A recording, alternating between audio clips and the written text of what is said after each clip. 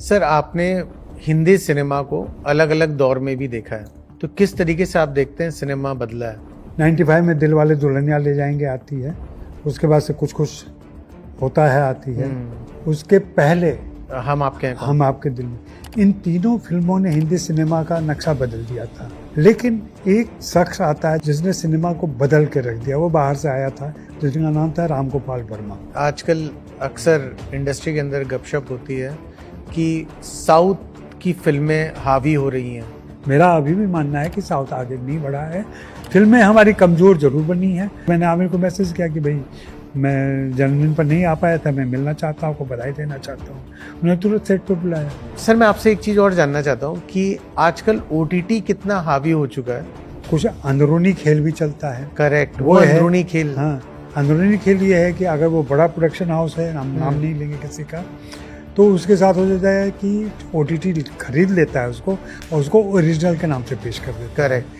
और आपको, दर्शकों को और बाकी लोगों को ये भ्रम होता है कि शायद दोनों ने मिलकर ये चीज़ प्रोजेक्ट बनाया है। कभी आपको लालच दिया गया या आपको कभी ये लालच हुआ कि यार ये होर्डिंग में मेरा भी नाम आया, स्टार दे देता हूँ? रिव्यू पोस्टर के लिए मैंने रिव्यू नहीं किया कभी भी, मैं स्टार दिए उस तरीके से। इंडस्ट्री के जो नए जितने पॉपुलर स्टार हैं उनका पहला इंटरव्यू करने का सौभाग्य मुझे मिला है। शाहरुख, सलमान, आमिर, बट ऐसा क्यों कहा जाता है कि आज भी they are on the top?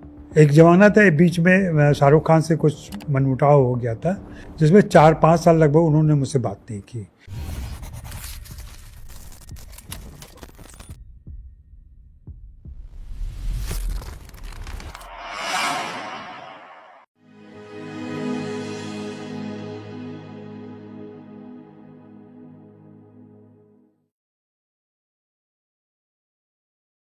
Hello friends, welcome to in conversation with Ishan.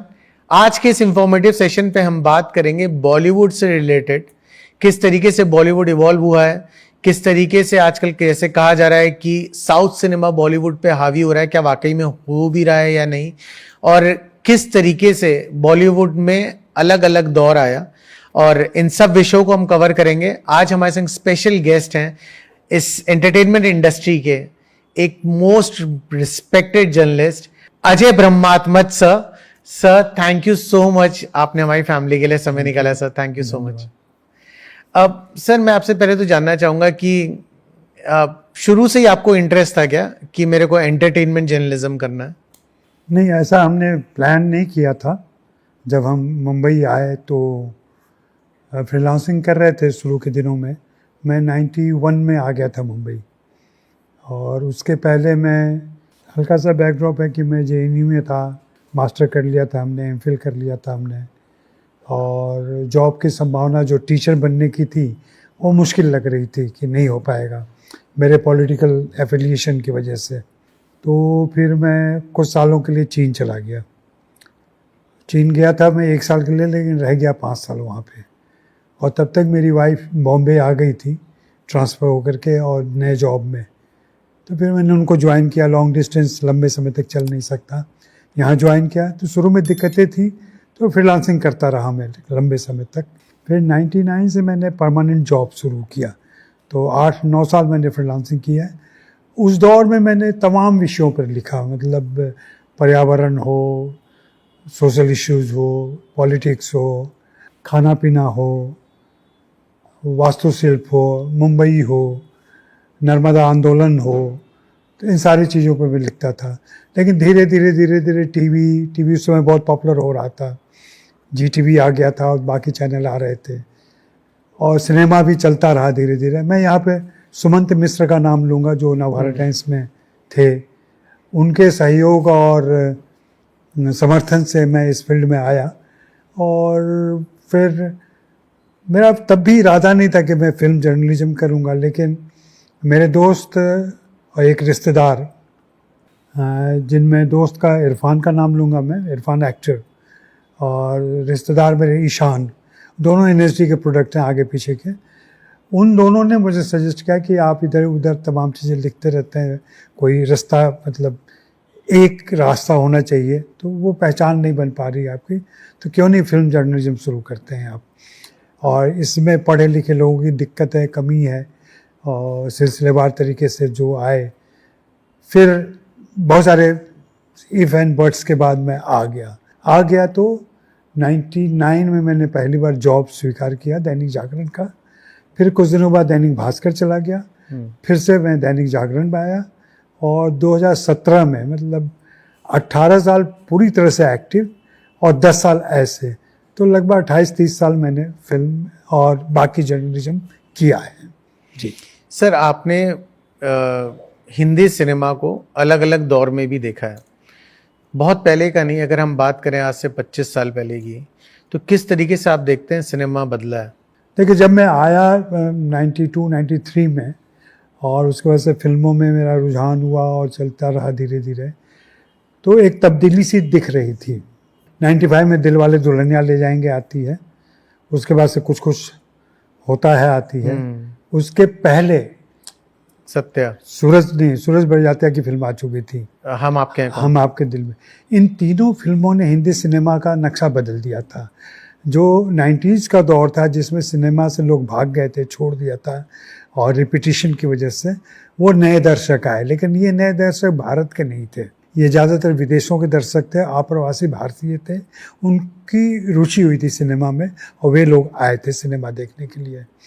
लेकिन एक शख्स आता है जिसका मैं नाम हमेशा लेता हूँ, जिसने सिनेमा को बदल के रख दिया। वो बाहर से आया था, हैदराबाद से आया था, जिसका नाम था राम गोपाल वर्मा। राम गोपाल वर्मा ने अपनी पहली फिल्म से, और बाद में सत्या आई, सत्या के बाद उसके पहले रंगीला आ गई थी और फिर दौड़ और तमाम फिल्में आती रही उनकी, और उन्होंने सिनेमा बनाने का तरीका, सिनेमा के कलाकार और सिनेमा के टेक्नीशियन, सिनेमा में राइटर्स, तमाम नए लोगों को जोड़ा।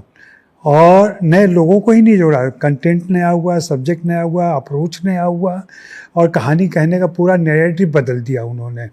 आज अगर उसका मूल्यांकन करें, जो कि अभी तक नहीं हुआ है, कि उस एक शख्स ने कितना बड़ा परिवर्तन किया और कितनी नई प्रतिभाओं को जोड़ा उन्होंने हिंदी फिल्मों से।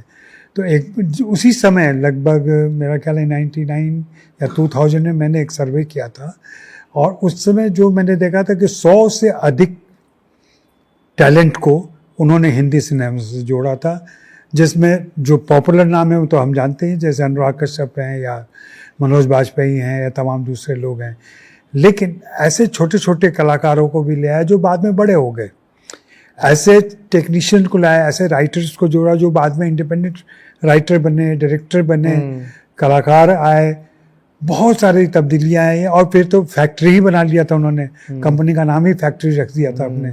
तो फैक्ट्री जब आ जाती है तो असेंबल लाइन प्रोडक्शन होने लगता है, फिर उसके बाद से एक रास्ता उसमें आ जाती है, तो वो वहाँ पे दिक्कत हुई।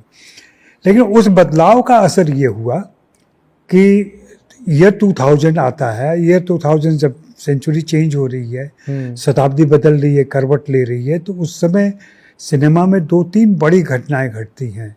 एक तो लगान फिल्म का बनना।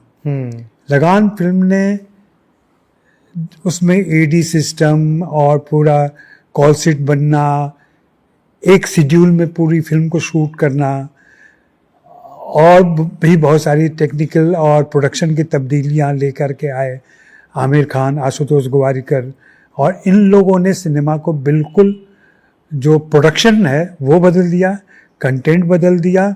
और उसके साथ साथ एक और फिल्म आती है, दिल चाहता है। दिल चाहता है ने आज का सिनेमा जो अभी हम देख रहे हैं, उस सिनेमा की ज़मीन तैयार की। एक शहरी सिनेमा, आधुनिक भावबोध वाला सिनेमा और नए कैरेक्टर्स जो जिनके बारे में हम नहीं पहले के आप हिंदी फिल्म के कैरेक्टर्स को देखें और दिल चाहता है के कैरेक्टर को देखें तो बिल्कुल फ़र्क नज़र आएगा। फिर वो पहली फिल्म थी जहाँ पे एक्टर्स के लुक क्या होंगे, लुक को डिजाइन किया गया। पहले क्या था कि एक्टर आते थे वे जैसे हैं वैसे रहते थे अपना, चाहे वो अमिताभ बच्चन हो या दूसरे लोग हों। यहाँ हम उन कलाकारों को पहचानते थे, लेकिन वे कलाकार नए वेशभूषा में आए, नए रंग रूप में आए, नए स्टाइल में आए। आमिर ने खुद को बदला इस फिल्म के लिए, तो वो एक चेंज है। तो लोगों को लगा कि ऐसा भी हो सकता है, और फिर उसके बाद से तो लगातार तब्दीलियां आती चली गई। फिर ऋतिक रोशन का आगमन हो गया, कहो ना प्यार है आ गई। तो ऋतिक रोशन के नाम से एक नया चेहरा हमारे सामने आया। बाकी तीनों खान तो थे ही, उसी के आसपास अजय देवगन भी आ जाते हैं, अक्षय कुमार भी आ जाते हैं। तो इतने सारे टैलेंट जो स्क्रीन पर दिखते हैं, ये सारे लोग आ जाते हैं। और उसके साथ साथ स्क्रीन के पीछे जो डायरेक्टर्स आते हैं, राइटर्स आते हैं, उनकी भी एक नई फौज आई। जी। रामगोपाल वर्मा जब इतना सही जा रहे थे तो कैसे गड़बड़ी कहाँ से हुई? एक तो मैंने एक लाइन में जो कहा कि फैक्ट्री बना ली थी उन्होंने, फैक्ट्री बना ली तो असेंबली लाइन प्रोडक्शन हो गया, तो सारी चीज़ों पर ध्यान देना थोड़ा मुश्किल हो गया। और फिल्में नंबर्स में बढ़ते गए, लेकिन कंटेंट और बाकी प्रस्तुति में उसकी कमजोरी लगातार वो गिरती गई, या जो भी कह लें, दर्शक उनसे छूटता गया। और फिर एक समय आया जब लोगों ने उनको देखना लगभग बंद कर दिया। और इसमें जो कहते हैं ना कॉफिन में आखिरी कील, जो तो रामगढ़, वही ये शोले का जो रीमेक किया था उन्होंने रामगोपाल वर्मा के, तो आग उस आग ने सचमुच आग लगा दी और फिर सब कुछ तहस नहस हो गया। फिर उनको शिफ्ट करना पड़ा। हालांकि बीच में आए थे, सरकार वगैरह लेके आए, उन्होंने बनाई फिल्में, लेकिन अब तो मूल रूप से वे हैदराबाद में ही रहते हैं। और आज भी मुझे लगता है कि अगर वो झाड़ पोछ करके, शरीर को झटकार कर थोड़ा आएँ और फिल्म के नए टैलेंट के साथ काम करें, तो आज भी वे तब्दीली ला सकते हैं। मेरा मानना है कि वो मूलतः फिल्म मेकर हैं। करप्ट हो जाने के बाद, करप्ट मतलब पैसों के हिसाब से नहीं कह रहा हूँ, मेकिंग में करप्ट हो जाने के बाद भी वो फिल्म मेकर हैं। इम्तियाज सर भी यहीं से निकले थे? इम्तियाज अली भी रामू के पास है? नहीं, इम्तियाज रामू से नहीं है। वो एक दौर है जो इसका मैं अध्ययन कर चुका हूँ और मैंने लिखा भी है उसके बारे में। मेरा अपना मानना है कि जैसे किसी भी आप हिंदी फिल्म प्रेमी से बात कीजिए या हिस्टोरियन से बात कीजिए या दूसरे लोगों से बात कीजिए, तो सब कोई 50s और 60s के सिनेमा की बात करता है। Correct. चाहे वो के आसिफ हों, बिमल रॉय हों, गुरुदत्त हों, राज कपूर हों, डायरेक्टर के तौर पे नाम ले रहा हूँ मैं, और ये सारे बड़े नाम हैं जो बड़ी फिल्में लेके आए, ऋषिकेश मुखर्जी हैं, ये सारे। तो हुआ क्या है कि थोड़ा सा बैकड्रॉप में अगर जाएं तो आज़ादी के पहले 3 सेंटर हुआ करते थे हिंदी सिनेमा के, जहाँ फिल्में ज़्यादा बनती थी। बम्बई तो था, ये बम्बई सबसे बड़ा सेंटर था। उसके अलावा लाहौर हुआ करता था आज़ादी के पहले, जो हिंदी फिल्म का ही हिस्सा था, और कोलकाता हुआ करता था। तीनों जगह फिल्में बनती थी।